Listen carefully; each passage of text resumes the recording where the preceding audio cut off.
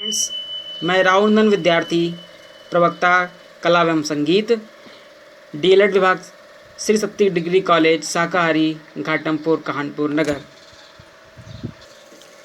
Students, आज हम आपको बताएंगे संगीत विषय के अंतर्गत मैंने कुछ नोट्स बनाए हैं जो कि मैं आपके सामने रखूँगा। और आप सभी जानते हैं कि संगीत एक खुद में एक बहुत बड़ा विषय है जो कि हमारे मनोरंजन का बहुत बड़ा साधन भी है। तो स्टूडेंट्स, संगीत के विषय में ज़्यादा और कुछ ना बताते हुए मैं सीधे आपको नोट्स की तरफ ले चलता हूँ जो मैंने कि बनाए हैं। तो स्टूडेंट्स, ये नोट्स मैंने बनाए हैं जिसका शीर्षक है संगीत और स्वर एक परिचय। तो संगीत क्या है? सुव्यवस्थित ध्वनि जो रस की सृष्टि को संगीत कहलाती है। गायन, वादन व नृत्य तीनों के समावेश को संगीत कहते हैं। संगीत मनोरंजन का वह प्रमुख साधन है जिससे मनुष्य तो क्या, संसार का प्रत्येक प्राणी भी इसे बहुत पसंद करता है। हमारी संस्कृति और धर्म में भी संगीत का बहुत ऊंचा स्थान है। सरस्वती माँ को संगीत की देवी कहा गया है। भगवान श्री कृष्ण स्वयं महान संगीतज्ञ थे और बांसुरी वादक थे। लव और कुश महान संगीतज्ञ थे और स्वयं ब्राह्मण जो कि संगीत का एक प्रकांड विद्वान था। अतः संगीत निरंतर आदिकाल से चलनशील रहा है और मनोरंजन की प्रक्रिया है, और वह वर्तमान समय में संगीत मनोरंजन के साथ साथ में एक बहुत बड़े व्यवसाय में भी परिवर्तित हो चुका है। तो स्टूडेंट्स, आप सभी जानते हैं कि संगीत हमारे लिए कितना इम्पोर्टेंट है। प्रत्येक व्यक्ति संगीत को बहुत पसंद कर। संगीत अपनी अपनी रुचि के अनुसार होता है। किसी को वही गीत अच्छा लगता है, किसी को वही गीत बहुत ज़्यादा पसंद नहीं आता। यह सब उसकी रुचि पर निर्भर करता है।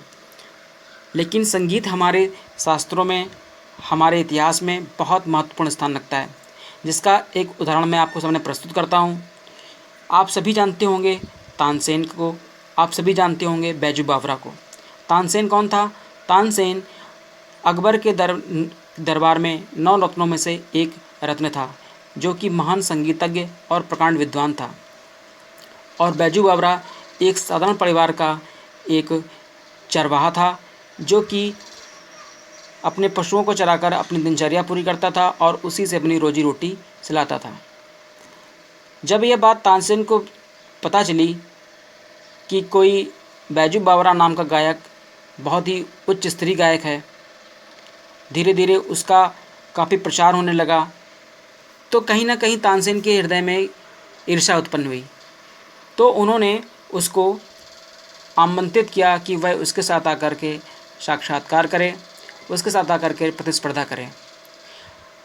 इसके उपरांत जब यह एक तिथि निश्चित की गई, एक समय निश्चित किया गया कि इस तिथि को तानसेन और बैजू बावरा की प्रतिस्पर्धा होगी। हमारे संगीत के इतिहास में और वर्तमान समय में भी रागों का इतना महत्वपूर्ण स्थान है कि एक से बढ़कर एक राग हमारे संस्कृत में मौजूद हैं। हमारे संगीत विषय के अंतर्गत कई सारे रागों का वर्णन किया गया है। प्रत्येक राग का अपना एक समय निर्धारित है, प्रत्येक राग का अपना एक दिन निर्धारित है। तो वह राग किस समय गाया जाता है तो वह उस पर निर्भर करता था। तो जब इन दोनों का प्रतिस्पर्धा चल रही थी, जब इन दोनों का चल रहा था, तो संध्या के समय, यानी कि जब सूर्य अस्त हो रहा होता है और अंधकार धीरे धीरे बढ़ रहा होता है, और उस समय जिस समय में संध्या समय में दीपक जलाया जाता है, उस दौरान तानसेन ने दीपक राग गाया। दीपक राग गाने के उपरांत उन्होंने समस्त जो भी उनके किले में दीपक था वह सभी दीपक प्रज्वलित हो उठे, लेकिन वह उसको ईर्ष्यावश इतना तीव्र गा बैठे कि वह स्वयं अग्नि में प्रज्वलित होने लगे, यानी कि अग्नि उनके अंदर से निकलने लगी और वह स्वयं जलने लगे। जब यह देखकर दरबार के सभी लोग अचंभित हो गए, सभी लोग परेशान होने लगे। तब बैजू बावरा ने मेघ राग गाया। मेघ राग यानी कि बादल राग। बादल से बारिश होना शुरू हो गई, जिसके बारिश से जो ऊर्जा उत्पन्न हुई थी अग्नि की वह सभी शांत हो गई। धीरे धीरे तानसेन की भी जो अग्नि थी वह भी शांत हो उठी। कहने का मेरा तात्पर्य सिर्फ इतना है कि संगीत न केवल एक साधारण सी या केवल मनोरंजन की प्रक्रिया है, बल्कि ये एक बहुत बड़ी साधना है। तो स्टूडेंट्स, हम आज को आपको आपके सिलेबस में प्रयुक्त नया टॉपिक बताएंगे। इस पर अगला टॉपिक बताएंगे जो है कि स्वर।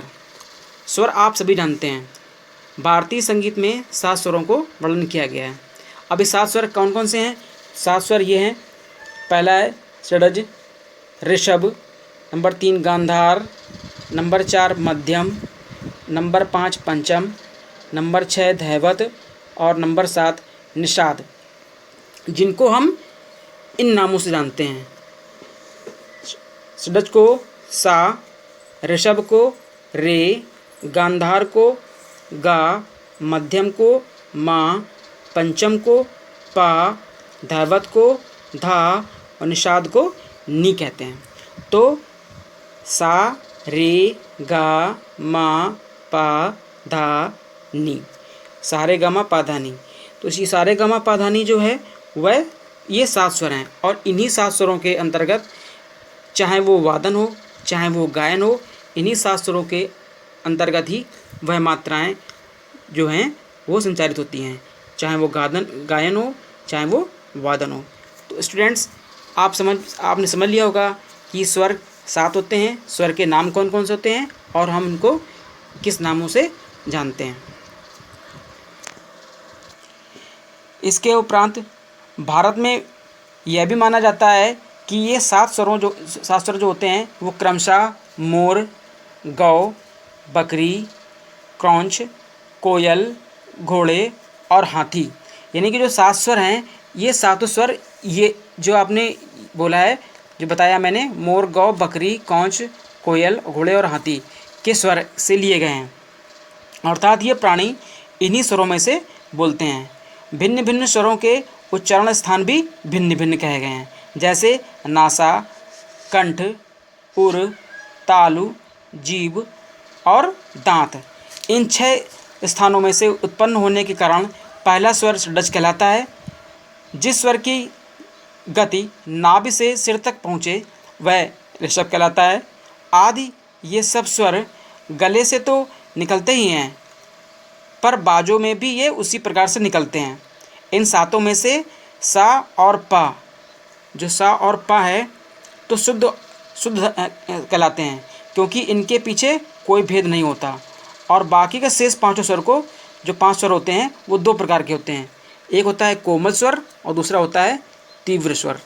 प्रत्येक स्वर जो होता है वो 2-2 और 3-3 भागों में बटा रहता है, जिससे ये प्रत्येक भाग जो होते हैं, इसमें से ये प्रत्येक भाग श्रुति कहलाते हैं। तो स्टूडेंट्स, ये इसके मुख्य नोट्स थे जो इतने कम समय में इतने ही बताए जा सकते हैं। तो स्टूडेंट, जितना आज मैंने आपको आपके सिलेबस, संगीत के सिलेबस में था, संगीत और स्वर, उसकी जानकारी दी है। तो स्टूडेंट्स, अगर आपको मेरी बात समझ में आई हो तो लाइक करिएगा, और आप इसी के तरह के नोट्स बनाइएगा, तो निश्चित तौर पर आपको ये बहुत लाभप्रद रहेंगे। तो स्टूडेंट्स, आज के लिए इतना ही। धन्यवाद।